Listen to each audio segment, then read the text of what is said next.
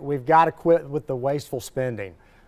These huge trillion-dollar bills that are coming out of Washington that, 1,000 pages, most folks are voting for them in Congress don't know what's in them. The latest so-called Inflation Reduction Act, even CBS News said it's not going to reduce inflation.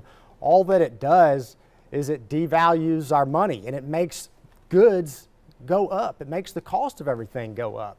And, partly maybe it's because we've got folks in Washington that have been there for decades. They've not been in the business world for many, many years.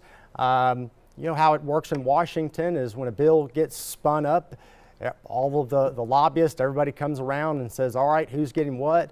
And the result of it is a lot of times bad legislation. It has bad effects, and we're feeling it here. And what you folks are seeing out there and feeling with this high inflation, with prices rising, is Joe Biden putting forth policies that are not prudent. They don't pass the test of common sense.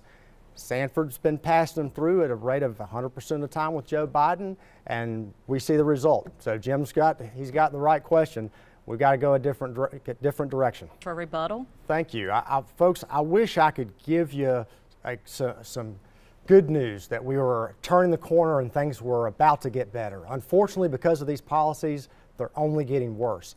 And as I talk to our farmers and producers, they've told me to expect food prices to rise next year another 40, potentially 50%. So we've got to go a different direction. One of the things that the Biden administration passed was Build Back Better. That's another one, like the so-called Inflation Reduction Act, did the same thing. We've got to get away from the wasteful spending. We've got to unleash American energy. That gets us into a place that we can allow our companies to be able to be successful at lower energy costs and start producing and get the inflation down and ultimately help everybody.